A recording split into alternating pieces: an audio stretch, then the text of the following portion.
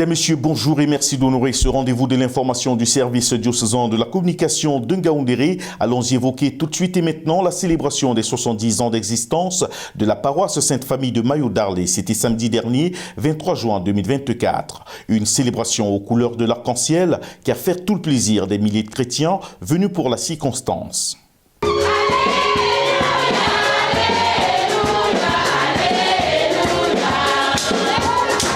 C'était 3 événements mis en un pour célébrer ce grand jour en la paroisse Sainte-Famille de Mayo-Darlé. 70 ans d'existence de cette paroisse, l'installation du nouveau curé et la confirmation d'une quarantaine de jeunes.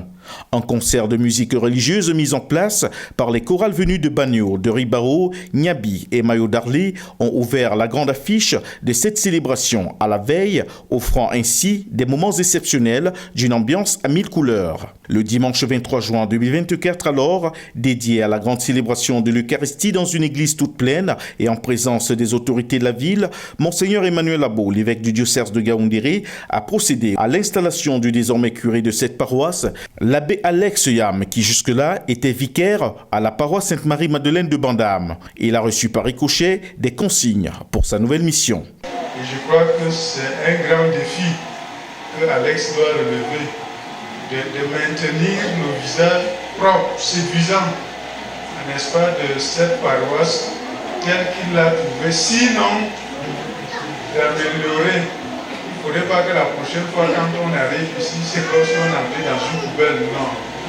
Vraiment, c'est vraiment un défi que vous devez relever. À l'abbé Gabriel Gotoué, curé de la paroisse Saint-Michel-Archange de Bagno, qui aura assuré l'intérim de cette paroisse pendant quelques mois et qui, en un bout de temps, a donné la vie à cette paroisse, Monseigneur Emmanuel Labo a dit toute sa satisfaction pour le travail excellent. Je voudrais vraiment vous dire merci pour cette générosité pastorale, pour cette disponibilité qui vous caractérise.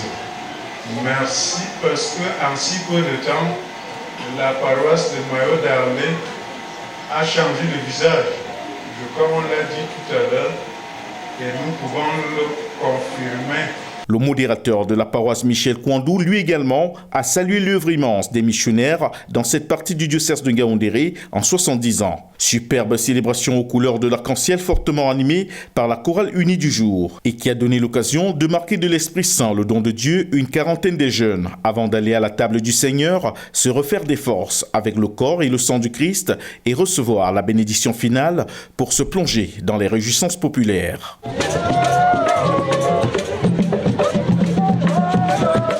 Et bien voilà, mesdames, messieurs, les images parlent d'elles-mêmes. C'était un succès total samedi dernier au cœur de cette célébration des 70 ans d'existence de la paroisse Sainte-Famille de Mayo-Darlé.